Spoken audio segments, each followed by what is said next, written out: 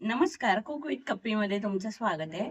आज मी इथे दुधी भोपळ्याची एक वेगळ्या प्रकारची भाजी करून दाखवणार आहे. म्हणजे आपण दुधी भोपळ्याची भाजी नेहमी करतो. डाळ घालतो, चणा डाळ घालतो, शिवाय थोडंसं वाटण घालतो किंवा त्याचं सूप करतो. बाकीचे वेगळे-वेगळे पदार्थ करतो. पण मी आज एक वेगळ्या प्रकारची भाजी तुम्हाला दाखवणार आहे आणि ती भाजी अशी आहे ना, आता श्रावण महिना चालू आहे.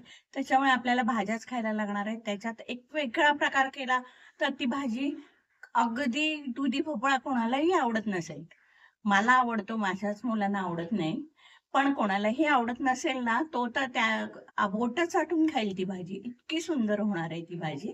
आता ती भाजी किती छान होते ते बघूया आणि ती कशी करायची ते बघूया. चला मी आता करायला घेते. दुधी भोपळ्याची भाजी करण्यासाठी मी इथे कांदा चिरून घेते. कांदा बारीक चिरून नाही घ्यायचा आहे. कांद्यामध्ये 4 भाग करायचे आणि त्याच्या अशा पाकळ्या काढून घ्यायच्या आहेत. मी दाखवते तुम्हाला कसा चिरायचा कांदा ते.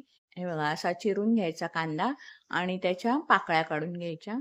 इथे सगळा कांदा चिरून झालेला आहे. कांदा चिरायच्या आधी मी भोपळी मिरची आणि टोमॅटोसह चिरून घेतलं होतं आणि आता हा जो उरलेला कांदा आहे तो बारीक चिरून भाजीला फोडणीसाठी वापरायचा आहे. आणि आता मी इथे दुधी भोपळा घेतलाय. दुधी भोपळ्याची सालं काढून घेते.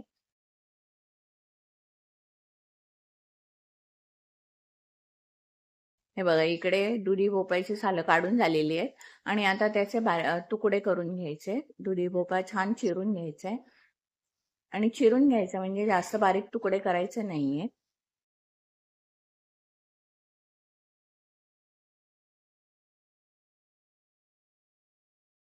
हे बघा अशा प्रकारे भाजी चिरून घ्यायची आहे. मोठे मोठे तुकडे करून घ्यायचे.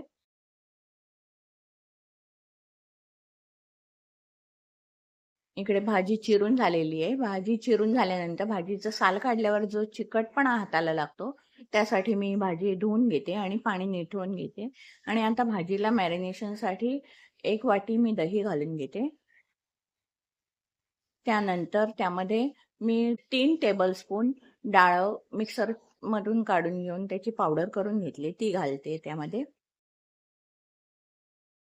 आणि ह्या टीस्पूननी 2 टीस्पून किचन किंग मसाला, 1 टीस्पून गरम मसाला, 3 टीस्पून लाल मिरची पावडर घालते.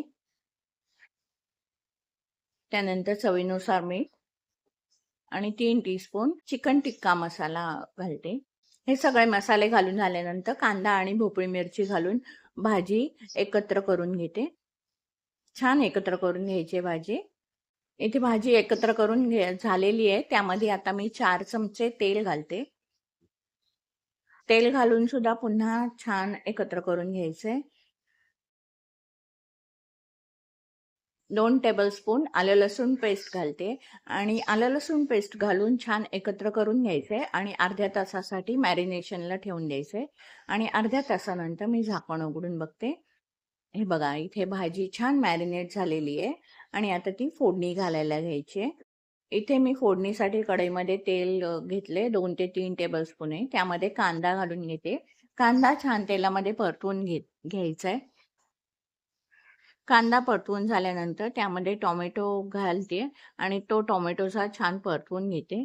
हे बघा इथे टोमॅटो छान परतवून झालाय आणि आता काय करते मी, जी भाजी मॅरिनेट केली होती ती भाजी त्या कांद्यामध्ये घालून घेते. आणि भाजी घालून झाल्यानंतर छान अशी परतवून घेते भाजी फोडणीमध्ये. ज्या भांड्यात मॅरिनेशन केलं होतं त्यातला मसाला मी काढून भाजीमध्ये घालून घेते आणि पुन्हा एकत्र करून घेते आणि हे सगळं परतवून झाल्यानंतर त्याच्यावरती झाकण घालून 5 ते 10 मिनिटासाठी ठेवून देते. 5 ते 10 मिनिटानंतर झाकण उघडून बघूया. हे बघा भाजीला छान वाफ लागलेली आहे, उकळ फुटली आहे. भाजी परतवून घेते आणि त्यानंतर त्यामध्ये अर्धा कप पाणी घालते. ह्या भाजीला थोडं थोडं करून पाणी घालायचंय आणि पुन्हा 5 मिनिटासाठी झाकण घालून ठेवते. आणि 5 मिनिटानंतर झाकण उघडून बघूया. हे बघा भाजीला छान उकळी आली आहे आणि मी जे घातलं होतं ते पाणी आटलेलं आहे आणि अजून भाजी शिजली नाहीये, म्हणून त्यामध्ये अजून 1 कप पाणी घालायचंय. 1 कप पाणी घालून छान एकत्र करून घेऊन पुन्हा त्याच्यावरती झाकण घालून ठेवते. मी मध्ये पुन्हा एकदा 1 कप पाणी घातलं होतं आणि भाजी शिजायला ठेवली होती. हे बघा इकडे भाजी शिजली आहे आणि त्यामध्ये आता काय करते, मूठभर कोथिंबीर घालते आणि 1 टेबलस्पून कसुरी मेथी घालते. हे सगळं घालून झाल्यानंतर छान असं परतवून घेते आणि पुन्हा झाकण घालून ठेवते. झाकण उघडून बघितल्यानंतर मी थोडीशी भाजी टेस्ट करून पाहिली, तर थोडंसं मला मीठ कमी वाटलं, म्हणून मी चवीला मीठ घालते आणि तिखटपणा बॅलन्स होण्यासाठी 1 चमचा साखर घालते आणि हे सगळं घालून ढवळून ठेवून 1 ते 2 मिनिटासाठी झाकण घालून ठेवते, कारण इथे आपली भाजी तयार झालेली आहे. 1-2 मिनिटानंतर मी झाकण उघडून बघते. वाव, काय मस्त भाजी झाली आहे बघा. सुगंध सुद्धा खूप छान सुटलाय भाजीला. ही भाजी मी आता जिरा राईस बरोबर सर्व करते.